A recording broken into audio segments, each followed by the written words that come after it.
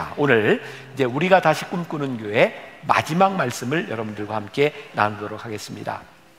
다시 하나님 앞에 진실하기. 오늘은 이 진실함에 대한 이야기를 나누어 보려고 합니다. 뭐 이건 또 저 개인적인 생각일 수 있어요.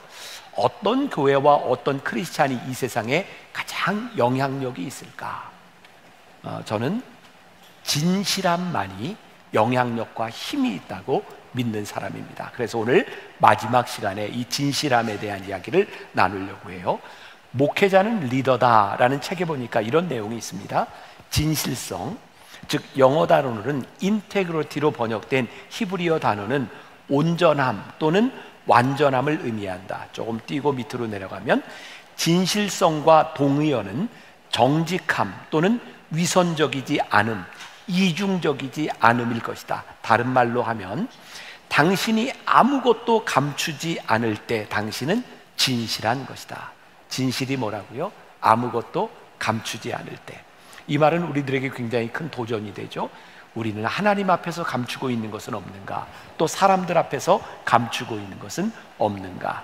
사실 어제 제가 이 말씀을 나누면서 밸런스 게임을 했는데, 제가 그동안 여러분들한테 왜 이렇게 어른들이 잘 참여를 못하는가 이렇게 막 좀 이렇게 질책하듯이 이야기를 했는데, 어제 하다 보니까 이게 너무 많은 사람들이 한 번에 접속을 하다 보니까 이제 버퍼링이 생기고 잘 안 되더라고요. 그래서 제가 여러분들에게 진심으로 사과합니다. 그것도 모르고 여러분들한테 안 한다고 이야기를 했는데, 그래서 오늘 준비했다가 오늘 예배 시간 안 하기로 했어요.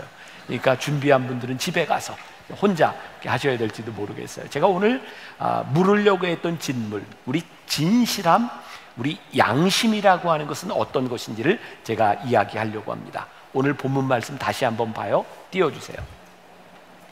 같이 봅니다. 시작. 믿음과 착한 양심을 가지라. 어떤 이들은 이 양심을 버렸고 이 믿음에 관하여는 파선하였느니라.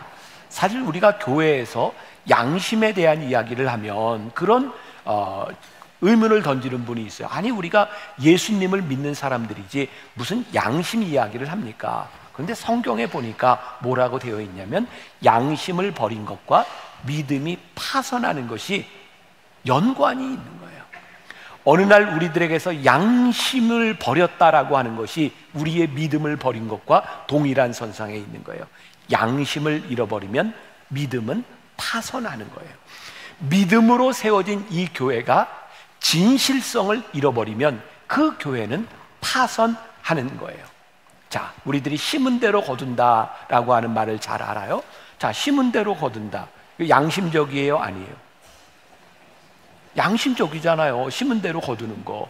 근데 심은 대로 거뒀는데 거기에 엑스트라로 더 축복이 오면 그게 은혜예요? 아니에요? 은혜죠. 자, 그러면 우리가 이 땅 위에 살아가면서 양심대로 거두는 것을 바라보며 사는 게 옳아요? 아니면 엑스트라의 축복을 받으면서 사는 게 옳아요? 저는 우리가 축복의 공동체이기는 한데 우리가 축복을 바라보며 살아가는 것은 아니라고 저는 생각해요. 우리들이 양심적으로 살아갈 때, 그리고 하나님께서 우리들에게 축복을 주시면 그게 우리들에게 은혜로 고백돼요. 그런데 만일 우리가 양심대로 사는 것이 아니라 축복을 바라고 살아가면 하나님이 우리들에게 축복을 주셔도 이게 은혜구나라고 고백하기가 쉽지 않아요. 그래서 은혜 가운데 사는 사람은요, 하나님께서 우리들에게 주신 양심, 선한 양심을 가지고 살아갈 때 하나님이 우리들에게 주시는 축복을 은혜로 고백하기가 훨씬 더 쉽겠다는 생각이 들어요. 만일 우리 교회 공동체 안에 하나님의 은혜가 존재하지 않고 우리가 은혜를 고백하지 않는다면 이 교회 공동체는 쉽게 타락할 수 있고 굉장히 드라이해질 수 있어요. 오늘 우리들이 물어야 되는 거죠. 우리 안에 이 은혜의 고백이 있는가? 이번 코로나를 지나면서 우리가 많이 불렀던 찬양 중에 하나가 선한 능력으로 라는 찬양이 있어요. 많이 기억하세요? 처음에 어떻게 부르죠? 갑자기 생각이 안 나요. 선한 이 감싸요 그 놀라운 평화를 누리며. 됐어요. 제가 부르려고 그런 건 아니고요. 근데 갑자기 그 찬양이 생각이 안 났는데, 제가 참 놀라는 건 저 나요한 목사님은 어떻게 그렇게 찬양의 가사와 리듬과 모든 걸 기억하고 있는지 참 놀라워요.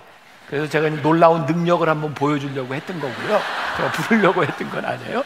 바로 그 선한 능력이라고 하는 그 시를 쓴 디트리 보네포 목사님의 글이 참 좋아요. 특히 성도의 공동생활이라는 책이든지 나를 따르라 라는 책은 정말 좋은 책이거든요. 근데 이 목사님의 묵상에 보면 글에 이런 게 있어요. 제가 한번 읽어드릴게요. 배가 파도를 타고 항해하다가 힘든 시련에 부딪혔습니다. 풍랑이 점점 더 거세게 불어오면서 작은 배는 파도의 놀이개가 되었습니다. 하늘은 칠흑같이 어두웠습니다. 인간의 힘으로는 역부족이었습니다. 파도가 그를 덮쳤습니다. 배 안에 두려움이 있습니다. 손발이 마비되었고 모든 희망은 사라졌습니다. 그때 하늘이 갈라지면서 천상의 무리가 승리를 외치는 듯한 큰 소리가 들려왔습니다. 그리스도가 배 안에 계시다. 그리스도가 배 안에 계시다. 이 소리가 들려오자마자 두려움은 사라졌고 파도가 멈췄으며 바다는 잔잔해졌습니다. 그리고 배는 조용한 바다를 항해하게 되었습니다. 그리스도가 배 안에 계셨습니다. 와, 이 말이 그렇게 좋더라고요. 여러분, 그리스도께서 이 안에 계십니다. 그리스도께서 우리 안에 계십니다. 우리가 그리스도의 은혜 가운데 살아가고 있습니다. 이게 우리 크리스찬들이 가지고 있는 영적 능력이에요. 제가 요번에 제일 많이 인용했던 알렌 클라이더의 초대교회의 길을 묻다, 저에게 제일 인상적이었던 것, 초대교회에 진짜 매력을 주었던 것이 뭐냐면 두 가지였다. 영적인 능력과 그리고 생명을 주는 일탈이 있었다는 거예요. 일탈이 부정적인 용어잖아요. 우리들이 가지고 있는 현재 우리들이 살아가는 삶의 가치를 벗어난 것이 일탈이잖아요. 초대교회 성도들은요, 그 당시의 가치관과 다른 일탈을 일삼았다고 되어 있어요. 근데 그 일탈이 생명을 주는 일탈이었고, 그 일탈로 인하여 그 세상 사람들이 영향을 받았다고 이야기를 하고 있는 거예요. 우리가 하나님 앞에서 정직하게 살아갈 때에, 믿음으로 살아갈 때 어쩌면 사회적 일탈이 일어날 수 있다고 생각해요. 근데 그것이 하나님 앞에서 정직한 일이라면 그 일탈은 생명을 주는 놀라운 능력을 만들어낼 수 있는 거예요. 우리 한국교회 초기 기독교가 들어왔을 때 저기 평양을 부르는 별명이 있었어요. 혹시 여러분 들어보셨어요? 동방의 예루살렘. 평양이 그렇게 불리웠어요. 1900년대 초에 주일이 되면 평양에 있는 모든 시장과 가게가 일제히 문을 닫았다 그래요. 자, 여러분들에게 질문합니다. 혹시 그 당시에 평양에 기독교 인구가 몇 프로쯤 됐을까요? 기록에 의하면 그 당시 평양의 기독교 인구가 10%가 되지 않았습니다. 그런데 예수를 믿는 사람들로 인하여 주일이 되면 시장의 문을 닫았다는 거예요. 어떻게 그런 일이 일어날 수 있을까? 이 평양에 있는 기독교 교인들이 엄청난 영향을 주었다는 거예요. 그러면 우리가 잘 알고 있는 1907년 평양 대부흥운동이 있잖아요. 그 대부흥운동이 어떻게 일어났는지 아세요? 길선두 장로님이 예배 시간에 그의 죄를 고백하기 시작할 때 회개의 운동이 일어났고 평양을 뒤집어 놓았어요. 강력한 영향력을 가진다고 하는 것은 이 땅 위에서 죄를 짓지 않고 살아가는 게 아니에요. 여러분들이나 저나 하나님 앞에서 완전하여 죄 짓지 않을 수 있는 사람이 있으세요? 아니요, 저부터 자신 없어요.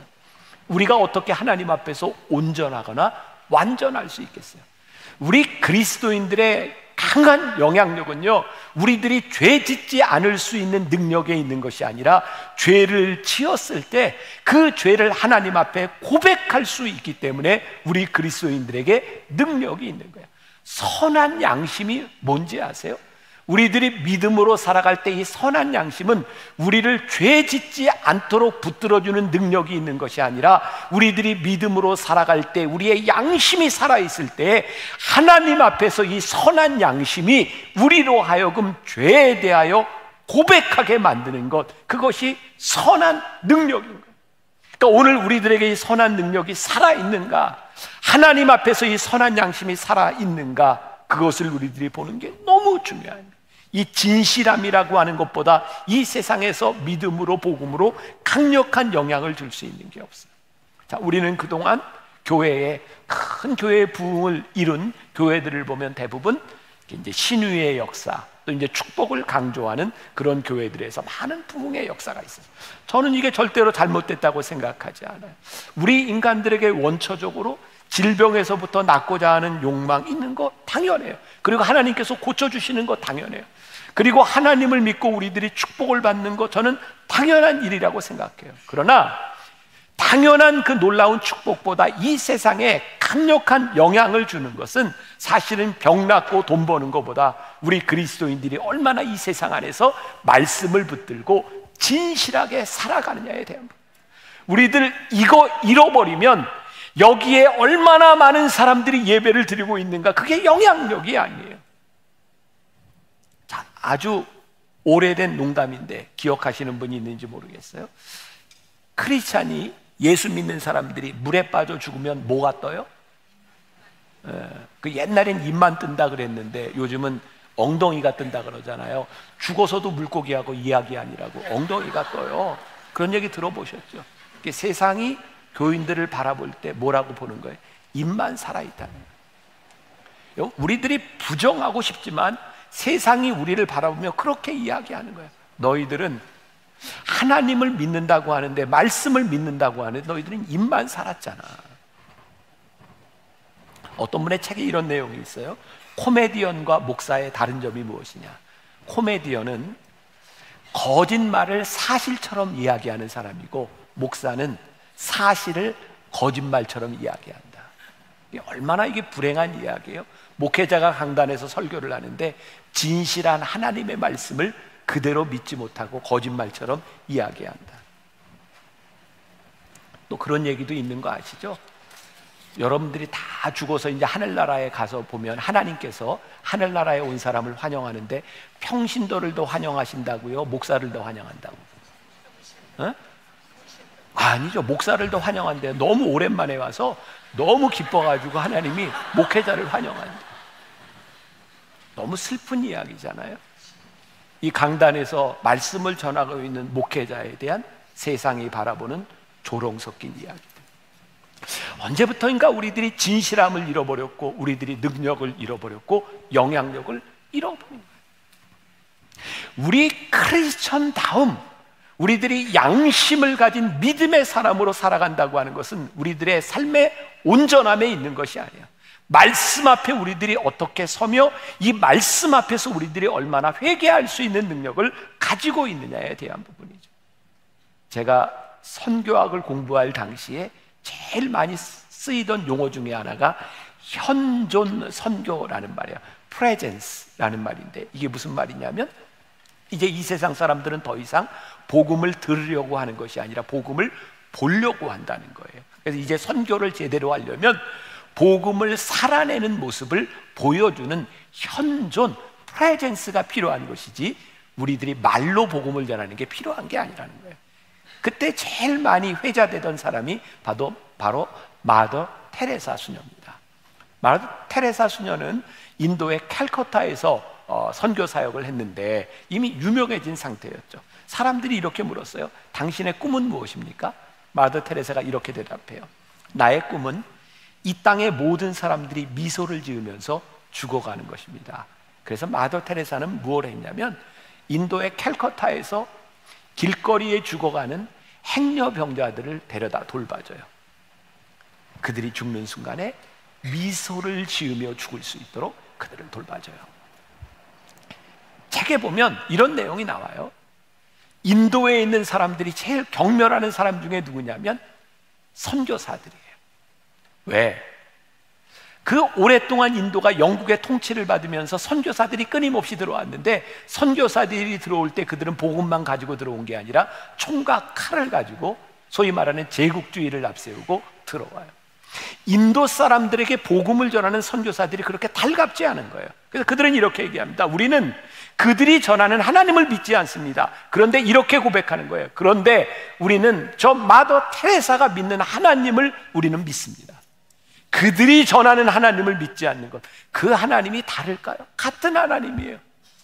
그런데 우리들이 진실하게 이 땅 위에서 이 말씀을 살아내지 못하면 우리는 강력한 영향력을, 복음의 영향력을 나타낼 수 없는 거예요. 코로나가 끝나면서 여기저기 한국 교회에서 많은 연합운동과 집회들이 일어나고 있어요. 저는 사실 제 생각을 조금 교정했어요. 지금 이때에 우리 교회들이 이렇게 많이 모여서 집회를 할 때인가? 그런데 이렇게 대형 집회들이 일어나는 걸 보니까 이게 내가 생각이 좀 잘못됐구나. 이렇게 많은 사람들이 모여서 집회를 하면서 서로 격려가 되고 기독교인들이 서로 이렇게 취업하고 그런 장점이 있구나. 분명히 장점이 있다고 생각해요. 그런데 제 마음에 우리 기독교인들에게는 모이는 것이 의미가 있을지 모르지만 하나님을 믿지 않는 세상 사람들에게 교인 수만 명, 수십만 명 모이는 것이 어떤 의미가 있을까? 그래, 너희들은 모여서 그래 너희들끼리 잘 해봐. 세상이 우리를 바라보며 감동을 받거나 그 복음의 영향력을 우리들이 모인다고 전할 수 있는 것은 아닌 것 같아요. 오늘 여기에 수천 명이 모여서 예배를 드리고 있지만 예배를 드리는 우리들에게는 의미 있는 하나님 앞에 서는 시간이지만 하나님을 믿지 않는 사람들에게 우리들이 어떤 영향을 주고 있느냐는 거예요. 저는 요 근래 가장 강력한 복음의 영향의 사건이 하나 있었다고 생각해요. 서울 아산병원의 주석중 교수가 세상을 떠났어요. 우리는 그 사람을 아무도 몰랐어요. 근데 세상을 떠나고 난 후에 그의 방에, 그의 진료실에 여러 가지 기도문이 쓰여져 있는 것이 발견이 되었어요. 그가 수술을 할 때마다 내가 수술을 하지만 역사하시고 고치시는 이는 하나님이라고 하는 그의 신앙의 고백이 알려졌고, 그가 한 사람이라도 더 살리기 위해서 10분 거리에 가까운 데 살면서, 그리고 그의 방에 라면 스프와 라면 부스러기들이 발견된 것을 보면서 그가 어떻게 살았는가. 수십만의 기독교인이 모여서 예배를 드리는 것보다 하나님을 믿는 사람이 어떻게 살았느냐가 훨씬 더 능력 있는 것을 우리들에게 보여주고 있고 강력한 말씀을 전해주고 있는, 우리들이 어떻게 말씀대로 진실하게 살아갈 수 있는가, 그게 믿음이라는 거예요. 오늘 본문 말씀 디모데전서 1장 19절에 다시 한번 믿음과 착한 양심을 가지라.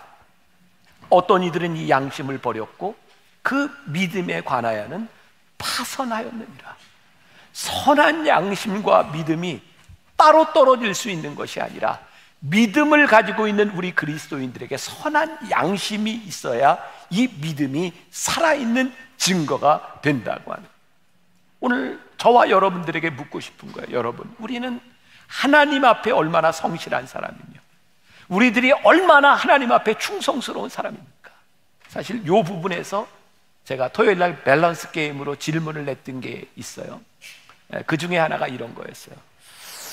여러분들이 쓰고 있는 지금 컴퓨터 소프트 프로그램, 그것을 여러분들이 사용하고 있는데 그게 정품입니까? 아니면 그 정품 아닌 걸 뭐라 그러죠? 아무튼 뭐 그래요. 그 정품 아닌 걸 쓰고 있습니다. 잘 못 들렸어요. 정품 아닌 걸 쓰고 있습니까? 어떤 걸 쓰겠습니까? 이렇게 물어봤더니 이제 거의 이제 비슷한 게 이제 나왔어요. 꽤 오래된 10여 년 전에 우리 교회 모든 컴퓨터의 소프트웨어를 정품으로 싹 바꿨습니다. 그 당시에 굉장히 큰 결단이어서 굉장히 많은 돈이 들어갔습니다. 저희 교회가 쓰고 있는 모든 저작권에 대한 온전한 저작료를 지불을 합니다. 쉽지 않습니다. 우리들이 하나님 앞에서 진실하게 성실하게 살아가려고 하면 분명히 힘이 듭니다. 왜? 손해를 보는 일이기 때문입니다. 근데 교회가 그것 하지 않으면 교회가 이 세상에 대하여 하나님의 말씀을 진실하게 이야기할 수 없는, 여러분들이 하나님 앞에 성실하게 살아가는데 여러분들이 양심적으로 선한 양심으로 살아가려고 결정할 때 이 세상이 그렇게 쉽지 않습니다. 그런데 그렇게 살아가지 않으면 우리들이 말씀을 전할 수 없는 거예요. 진실과 거짓, 우리들이 진실함으로 살아갈 때 그 안에 하나님이 계세요. 거짓으로 살아갈 때 그 안에 사단의 역사가 일어나고 있는, 양심을 버리고 진실하지 못하다고 하는 이야기는 우리들이 믿음도 버렸다는 거예요. 우리에게 믿음이 있다는 증거는 우리의 믿음 안에서 선한 양심이 작동하고 있다는 거예요. 언제부터인가 우리들에게 선한 양심이 작동하지 않는다? 우리들이 믿음을 버렸다는 증거. 디모데전서 4장 1절부터 2절 같이 봅니다. 자, 시작. 그러나 성령이 밝히 말씀하시기를 후일에 어떤 사람들이 믿음에서 떠나 미혹하는 영과 귀신의 가르침을 따르리라 하셨으니 자기 양심이 화인을 맞아서 외식함으로 거짓말하는 자들이니라. 양심에 화인을 맞았다. 이게 무슨 이야기예요? 양심이 더 이상 작동하지 않는다는 거예요. 제가 이런 양심에 대한 이야기, 선한 양심에 대한 이야기를 할 때 혹시 여러분들 가운데서 또 이제 그런 말을 하고 속으로 아유, 목사님이나 잘하세요. 목사님은 어떻게 사세요? 또 오늘 예배를 드리는 우리 공동체 안에서 너는 어떻게 사는데 그렇게 얘기할 사람이 있을 것 같아요. 저나 여러분들이나 이 부분에 대해서 자신 있게 말할 수 있는 사람 아무도 없습니다. 우리가 선한 양심을 믿음으로 지킨다고 하지만 우리들이 진짜 온전하게 지킬 수 있을까요? 저 자신 없습니다. 여러분들도 저는 마찬가지라고 생각해요. 근데 중요한 것은 우리의 양심이 살아있으면 괜찮다. 근데 어느 날부터인가 우리들이 하나님 앞에 올바른 일을 하지 않고 죄를 짓는데도 불구하고 양심에 가책이 되지 않는다. 양심의 화인을 맞으면 이건 정말 심각한 일이에요. 그런데 제가 조금 위로를 주자면 저와 여러분들 가운데 이 일로 인하여 괴로움이 있고 하나님 말씀 앞에 섰는데 하나님 이건 제가 잘못한 것 같습니다 라는 회개가 일어나고 있다면 그 정도면 괜찮다. 아직은 우리가 양심에 화인 맞지 않았으니 아직은 우리들이 살아있다는 증거입니다. 저는 우리들이 구별해야 될 것이 있다고 생각해요. 그게 뭐냐면 솔직함과 진실함은 다른 거예요. 우린 종종 주변에서 이런 사람을 봐요. 나 솔직한 사람이야. 근데 자기는 솔직한데 남들이 불편해. 그죠? 네. 여러분들 머릿속에 떠오르는 그 사람 맞아요. 그 사람 맨날 솔직하다고 얘기하는데 자기는 솔직한데 이거 뭔가 좀 말이 안 돼. 자, 제가 예를 듭니다. 이번 묵상팀에서 저에게 써준 글에 어떤 분이 얼마 전 5학년 아이들 논술 수업을 할 때 그 아이들이 공부에 대한 열의가 강하지만 국어가 살짝 약한 아이들이라 수업 중에 소리 나는 대로 읽어보기를 했대요. 자, 깨끗이라고 하는 말이 있죠. 소리 나는 대로 읽어라 그랬더니 어떤 애는 깨끗이라고 썼고 어떤 애는 깨끗이라고 썼어요. 깨끗이가 맞나요? 깨끗이가 맞나요? 대답하지 마세요. 창피하니까. 틀릴 수도 있어요. 자, 근데 어떤 애가 깨끗이라고 썼는데 그게 틀린 거예요. 깨끗이가 맞습니다. 근데 이 아이가 선생님이 너 틀렸다 그랬더니 이렇게 말을 하다는 거예요. 선생님, 애들이 다 깨끗이라고 써요. 그래서 저도 깨끗이라고 썼어요. 얘는 솔직한 겁니다. 그러나 맞는 건 아니에요. 솔직함과 진실함은 다른 거예요. 우리는 이런 얘기를 참 자주 할 수 있습니다. 나는 솔직하게 살아갑니다. 그런데 그것이 하나님 앞에서 진실한가는 다른 차원의 문제예요. 그럼 기준이 뭘까요? 우리들이 솔직하게 살아가는데 그것이 진실하기 위해서는 하나님이 기뻐하시는 일이어야 우리들이 신앙의 기준에서 올바로 서는 거예요. 여러분들의 솔직함이 하나님을 기쁘시게 하지 못한다면 그것은 솔직할 수는 있지만 진실한 것은 아니에요. 우리 묵상팀의 한 분이 또 오스왈드 챔버스의 주님은 나의 최고봉에서 이런 걸 인용을 했더라고요. 챔버스의 글에 의하면 자아의식, self-consciousness라고 하는 말과 그리스도의식, Christ consciousness라고 하는 말이 있는데 우리들이 하나님을 믿는다고 하는 것은 self-consciousness가 아니라 Christ consciousness를 갖는 겁니다. 세상은 우리들에게 이렇게 끊임없이 얘기합니다. 여러분들 자아의식을 가지십시오. 여러분들 자존심, 여러분들의 자아가 있어야 됩니다. self-consciousness가 굉장히 중요하지만 그것이 진실한 것은 아니라는 거예요. 하나님 앞에서 우리들이 어떤 의식을 가지고 있는가 이것이 올바로 세워져야 되는 거예요. 자, 그러면 하나님 앞에서 우리들이 그리스도 크라이스트 컨셔스니스를 가졌을 때 우리들의 신앙이 우리들의 삶이 어떻게 바뀔 수 있는가? 저는 심플해진다고 생각하거든요. 이 심플이 뭐예요? 우리들이 하고 있는 일 앞에 하나님이 우리 가운데 살아계실 때 우리들이 즉각적인 반응이 우리들에게 일어나는 거예요. 그게 뭐냐면 하나님 앞에 잘못한 것에 대하여 즉각적으로 시인하는 거예요. 그러면 또 이런 의문이 들 수 있어요. 아, 그러면은 맨날 잘못하고 맨날 회개하면 되겠네? 이 말은 그런 의미가 아니라는 거 아시죠? 우리들이 하나님 앞에서 즉각적인 반응이 살아있을 때 우리는 죄에서부터 점점 멀어질 수 있지만, 이 반응을 하지 않으면 점점 큰 죄를 짓습니다. 왜? 우리는 알잖아요. 자그만 거짓말을 포장하기 위해서, 그 거짓말을 변명하기 위해서 또 다른 거짓말을 낳고 또 다른 거짓말을 낳고, 그렇게 거짓말을 하다 보면 어느새 자기가 한 말이 진짜인 줄 알아요. 이것이 허언증이라 그러잖아요. 자기가 거짓말을 하고도 거짓말인지 몰라요. 그런데 어느 날부터인가 우리 그리스도인들의 양심이 죽어버리니까 우리들이 하나님 앞에서 죄를 짓고도 죄를 짓는 것을 모르는 거예요. 저의 경험이에요.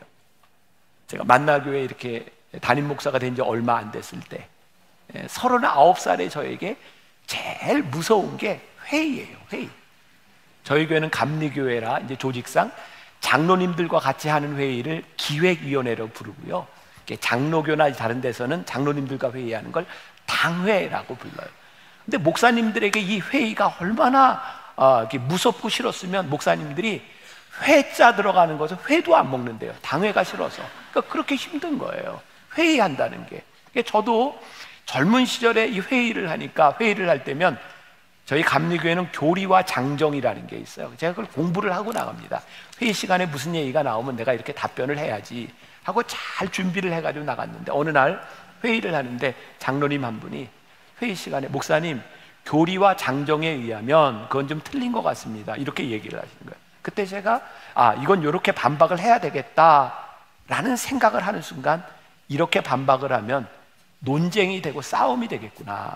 그래서 그때 제가 그냥 이렇게 얘기를 했어요. 장로님 죄송합니다, 제가 잘못 알았네요. 근데 이런 경우에는 어떻게 하면 되죠? 근데 그분이 목사님 그럴 때는 이렇게 하는 겁니다. 그렇게 하세요.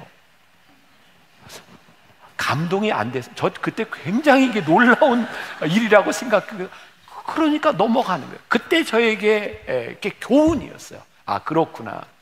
그냥 내가 쿨하게 잘못했습니다, 미안합니다, 죄송합니다 하면 해결될 수 있는 일들이, 우리들이 변명을 하면서 참 인생을 복잡하게 만들어 갑니다.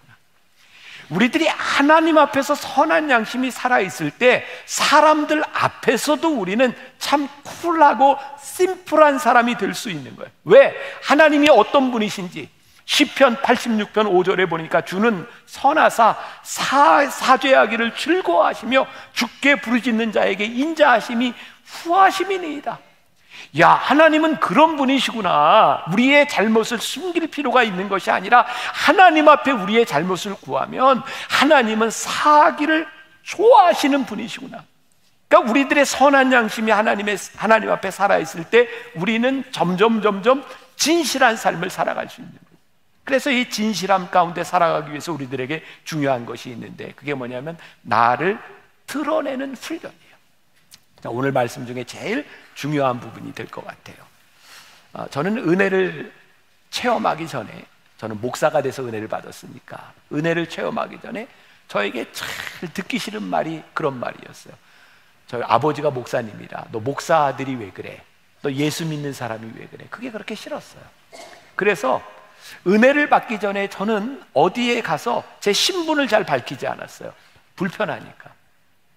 근데 은혜를 받고 났는데 하나님께서 제 생각을 확 바꿔주신 게, 사람들이 너 예수 믿는 게 왜 그래? 너 목사 아들이 왜 그래? 라고 요구하는 그것이 나에게 놀라운 특권이구나. 이건 세상 사람들이 살 수 없는 삶을 나에게 요구하는 거구나. 그게 저에게 은혜로 깨달아지기 시작하면서 저는 그때부터 어디를 가든지 제 신분을 늘 먼저 이야기해요. 저 김병삼 목사입니다. 근데 참 놀랍게도 내가 목사라고 나의 신분을 드러냈더니 사람들이 나를 목사로 취급해 주는 거예요. 자, 제가 미국 유학을 마치고 한국에 온 지 얼마 되지 않았을 때 저는 요 앞에 동부 코롱 아파트 전세를 잠깐 산 적이 있었어요. 근데 그때 우리 교회가 막 부흥하던 시절이라 이 앞에 동부 코롱 아파트에 정말 우리 교인이 많아요.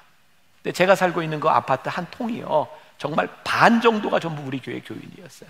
제 윗집, 아랫집, 그리고 집 이렇게 부엌 창문으로 내다 보이는 베란다 앞집, 뒷집 다 우리 교인인 거예요. 한 번은 제가 이렇게 출근을 하려고 나와서 걸어가는데 우리 밑에 집 사는 교회를 만났어요. 저한테 그러더라고요. 목사님, 어제 몇 시에 주무셨죠? 그래서 어떻게 아세요? 그랬더니 우리는 목사님이 어느 방으로 가는지 발소리를 들으면 다 안돼요. 한 번은요 가는데 우리 집 이렇게 부엌 베란다 맞은편에 사는 교인이 저한테 똑같이 목사님 주로 몇 시에 주무시더라고요. 어떻게 아세요? 우리는 목사님 방에 불 꺼지는 거 보고 자요. 이런 얘기를 하는 거예요. 제가 불편할까요? 안 불편할까요? 대답은 나중에. 그리고 또 어떤 일이 있었냐면 지금은 제가 뭐 결혼 주례도 하고 지금 우리 교회 이제 코치가 되어 있는 이제 중년이 된 청년이에요.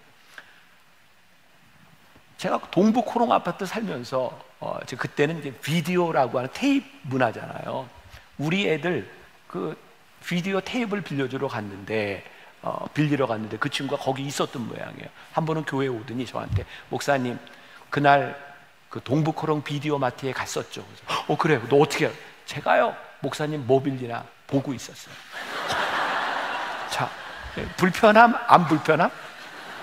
안 불편해. 제가 진짜 그런 고백을 하고 하나님 너무 감사해요. 하나님께서 이곳저곳에 천사를 세워서 저를 보호하시니 너무 감사해요. 나 스스로 부족하니 하나님께서 내 삶을 살아갈 수 있도록 하나님이 나를 지키시는구나. 나를 드러내는 이 일이 정말 복된 일이구나. 그게 제가 살아가는 방식인 거예요. 제가 만나교회 담임 목사로 살아가며 제가 가지고 있는 통장을 재무부와 제가 다 오픈해요. 같이. 제 부속실에 제 비서가 다 알아요. 듣고 있겠지만 맘만 먹으면 내 거 다 빼내갈 거예요. 저는 제 비밀번호를 잘 기억을 못해요. 그래서 어디 가서 돈을 찾으려면 전화를 해야 돼요. 몇 번 물어봐야 돼요. 참 바보같이 살죠. 또 제 이메일 여러 사람들이 볼 수 있어요. 제 스케줄 여러 사람이 볼 수 있어요. 어떤 분들은 그렇게 목사님 불편하지 않으세요? 아니요, 불편하지 않습니다. 제가 교회 9층에서 삽니다. 불편할까요? 안 불편할까요? 눈치는 있어가지고. 네. 제가 9층에서 지금까지 사는데 저를 이렇게 처음 만나는 목사님들이 저에게 늘 묻는 게 있어요. 목사님 불편하지 않으세요? 아니요, 저 안 불편해요. 저 진짜로 너무 편해요. 제가 몸이 많이 아플 때 장로님들이 저한테 밖으로 나가라 그랬어요. 목사님 교회에 있어서 스트레스 받는 것 같다고 나가라고. 아니요, 전혀 그렇지 않아요. 제가 이 만나교회 담임 목사가 있을 때 제 아내하고 둘이 25살에 결혼하고 26살에 목사 안수 받고 그 젊은 시절에 아내하고 둘이 앞으로 우리 목회하면 우리 어떻게 살아? 만나교회 담임 목사로 어떻게 살아? 그래, 우리 솔직하게 살자. 있는 모습 그대로 살자. 그렇게 살다 보니까 내가 사는 모습이 사람들 앞에서 별로 불편하지 몰라. 물론 저 때문에 다른 사람은 누가 불편할지 모르겠지만 제가 여기가 저희 집이니까 예배 마치고 오후가 되면 제가 이렇게 반바지 입고 슬리퍼 신고 이렇게 내려와요. 우리 집이잖아요. 여기 교회가 아니라. 교인들이 잘 못 알아봐요. 그리고 제가 모자까지 쓰면 정말 못 알아봐요. 그런데 이제 저를 딱 보고 목사님? 그리고 이제 깜짝 놀라기도 해요. 그게 저예요. 지난 한 주간 제 아내하고 둘이 굉장히 이렇게 좀 이제 오랜만에 힘든 시간을 지났는데 육아 때문에 우리 며느리가 지난주에 이제 둘째를 낳고 이제 산후조리원에 가 있어서 이제 아기를 이제 봐주는 거예요. 저는 육아가 그렇게 힘든 건지 몰랐어요. 엄마들을 존경해요. 너무너무. 근데 제가 알고 보니까 제 아내하고 며느리하고 둘이 그렇게 얘기했대요. 시아버지가 아기를 볼 때 무조건 맡겨서 주부의 아픔을 느낄 수 있는 기회로 삼자. 그래서 왜 집에만 가면 저한테 아기를 맡기나 그랬더니 이제 그래서 제가 밤 11시, 12시에요. 그 아기 이렇게 매는 거 있잖아요, 이거. 그걸 메고 반바지 입고 와서 잘 자라 내 아기. 그리고 이제 로비에 와서 이렇게 돌아다녀요. 가끔 교인들이 와서 이제 인사하고 깜짝 놀라요. 그게 나예요. 여러분들의 삶에 여러분들의 모습이 여러분들인 거예요. 우리들이 하나님 앞에서 살아가면서 사람들과의 관계나 누구에게 어떤 모습이 우리들이 불편해지고 있다고 하면 어쩌면 우리는 늘 어떤 척을 하며 살아가고 있는지 몰라요. 물론 우리들이 갖춰야 될 예의와 우리들이 가져야 될 기본적인 매너들이 있어요. 그런 걸 무시하라는 게 아니에요. 근데 중요한 것은요, 우리들이 영적인 삶을 살아가는가 영적인 척을 하는가, 이 구분은 우리들에게 되어야 되는데, 보세요, 영적인 삶을 살아가면 사람들 때문에 별로 불편하지 않아요. 그런데 영적인 척을 하면 사람들 앞에서 불편해요. 자, 다시 말하면 영적인 삶을 살아가면 하나님 앞에 서는 것이 그렇게 편안하지 않습니다. 우리와 같이 부족한 인간이 하나님 앞에 서는 게 어떻게 편안할 수 있겠어요? 몰라, 제가 가지고 있는 제 신앙의 상식에 의하면 하나님 앞에 설 때 우리는 불편합니다. 그런데 하나님 앞에서 불편함을 느끼는 사람은 사람들 앞에서 그렇게 불편하지 않아요. 오늘 여러분들이 예배드리는 이 자리가 하나님 앞에 영적인 상태로 여러분들 와 있으면 사람들 그렇게 신경 쓰지 않습니다. 그런데 여러분들이 옆에서 예배하고 오늘 예배당에서 만나는 사람이 그렇게 신경이 쓰이고 있다면 지금 여러분들은 영적인 척을 하고 있다는 증거일지 모르겠어요. 오늘 여러분들에게 그런 도전을 드리고 싶어요. 가장 강력하게 믿음의 삶을 살아가는 것, 하나님 앞에서 우리들의 선한 양심이 살아있을 때다. 선한 양심은 언제 작동해요? 우리가 하나님 앞에 서 있을 때. 언제부터인가 우리들에게 선한 양심이 작동하지 아니하고 우리들이 말씀대로 살아가고 있지 못함에도 불구하고 우리들의 마음에 양심의 가책도 없어서 양심의 화인을 맞았다면 우리들에게 믿음이 파선한 증거라고 성경이 이야기하고 있는 거예요. 저는 만나교회 우리 성도들 그런 꿈을 꿉니다. 하나님, 우리가 이 세상에 하나님을 믿는 사람으로 살아가는데 비웃음거리와 조롱거리가 되지 않게 하여 주옵소서. 하나님을 믿는 사람으로서 강력한 영향력, 이 세상을 움직일 수 있는 영향력을 가질 수 있는 영적 능력과 생명을 주는 일탈을 일삼을 수 있는 그런 우리 그리스도인 하나님의 사람들이 되게 하여 주옵소서. 여러분들이 그렇게 믿음의 삶을 살아내고 이겨낼 수 있기를 주님의 이름으로 간절히 축원합니다.